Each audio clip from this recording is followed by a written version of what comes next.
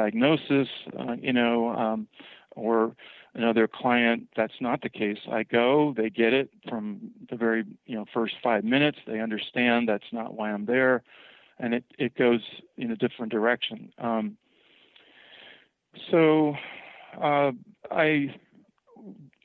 like I said before, I do the introduction, set the expectations, talk about the limits of confidentiality, without, getting too much into what I do in the details. I don't want to get bogged down into that too much. But the target there, the goal for me is to identify what the needs of the client are. That's really why I'm there. What does the client need? Typically, they need help with medical. They need help with something's going on with dental. They could be in pain. They could have been in pain for months or days without getting what they needed, or they could have been experiencing, all kinds of problems, massive headaches or depression or, anxiety about, the litigation, what's happening with the litigation, what about the anticipation of what might be happening. Sometimes a client might just, for the first time, I met with a client not too long ago where he really needed to speak about his case. And I had to remind him repeatedly, I'm a non-legal person. I don't really want to get into the specifics of the case. And so we didn't do that, but he needed to express to me for quite a while on some visits, what his history was. So and sometimes clients need to know that the person listening really believes in their innocence. And of course, my role is not to determine innocence or guilt. So it's that my target there is to assess the needs in a client-centered way and answer all the questions that the client may have and do whatever I can do to provide assistance to the client. And that could also, Harriet, that could also mean that I am, ordering some books that are educational. That might mean me assisting them cognitively with any distortion that may have been causing suffering. That may involve helping them think about ways of approaching problems that they may be dealing with while incarcerated. In terms of where the environment that they're living in, dealing with other inmates or officers, or family members, or things of the past that they need to talk about. Someone may have died that it was abrupt, and they may need to address those, that type of an issue in terms of bereavement, because prison, being incarcerated, where can a person find the feeling of safety and confidentiality with a person that they can trust and be able to process their thoughts and feelings around issues that are highly personal, private, and even sacred to them, that have an emotional connection. So, it's a lot of shifting gears. I can go from what I do as case management on, I may be putting on my hat of being a case manager and dealing with helping the client meet concrete needs that they may have, helping them get into classes, or helping them figure out how to get transferred or how to avoid having a problem. And then on the other hand, it could be 30 minutes later, I'm putting on my hat as a psychotherapist or, clinical social worker, and then along with that comes, being an advocate. Sometimes, I had to call the central office today, Department of Corrections, on behalf of a client advocating. And, as long as I've been doing this job, I'm always learning something new. Always. It's an incredible job, but I hope that gives you a sense of what it kind of looks like. Yeah. I think what you're saying in a nutshell is you have to build a bridge of trust to the person that's sitting in front of you, and you do that by listening. You do that by caring about them, and you just went through a long list of all the things that might be on the mind of a person sitting in prison, especially a person who shouldn't be there to begin with. So your job has many, many facets to it, and that's the challenge.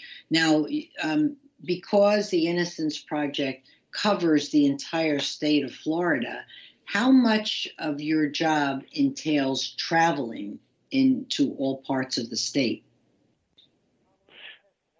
A significant part. I'm balancing my time and energy between traveling and being here at the office. I see. I have just as much work to do here at the office as I do, traveling and meeting with clients. I never seem to have enough time to go and visit clients. There are over 30 cases now, although I'm not authorized to meet with all of them. But so I to be more fine in my answer, a little more finite and specific.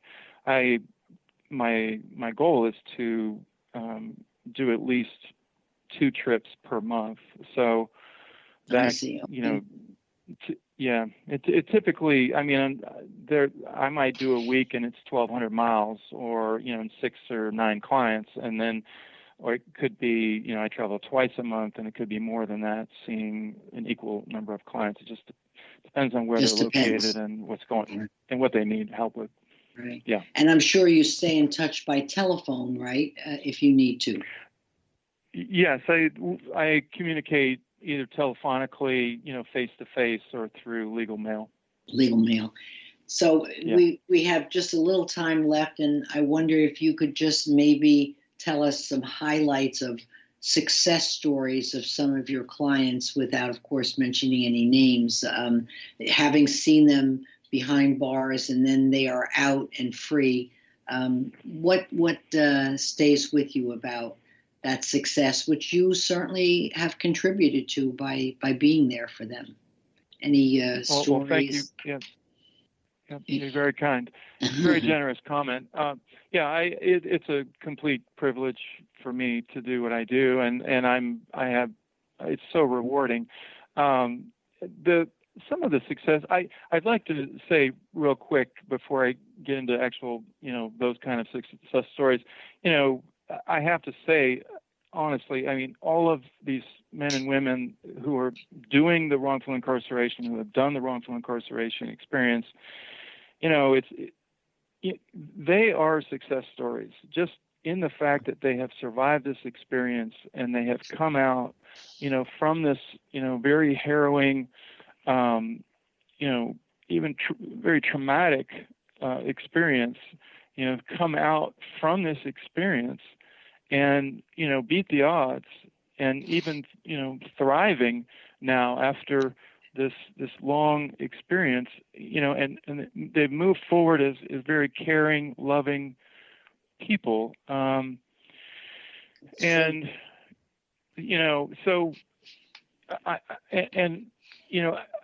After doing what I've been doing for so many years, I come away with this amazing appreciation for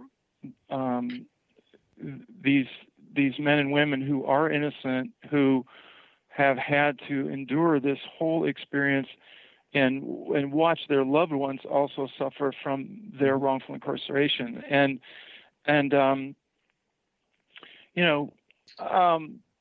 But moving forward more to your question, it's,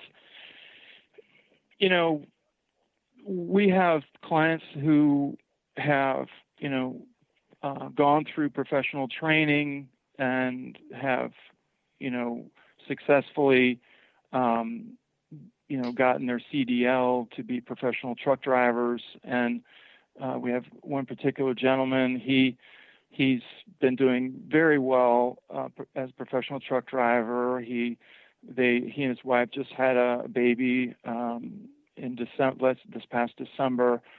they're happy. He's a very, just a well-rounded, tax-paying, man who is a responsible, trustworthy person, and just like anyone else that you'd want to have as a neighbor or a friend. And and for another example, a fine example is Derek Yes, Williams. I mean, absolutely. he is, a model for so many people who've, come out of this experience. He's a very caring, loving, trustworthy, hardworking, responsible, tax-paying individual. And we have many, many men and women, that, demonstrate, this kind of a lifestyle. And we have men and women currently incarcerated, in the state of Florida right now who have succeeded in, getting into positions where they're serving other people, and they're amazing people. And, they, hopefully when they are, released, they are going to continue doing amazing things. And we've got all sorts of folks, Mr.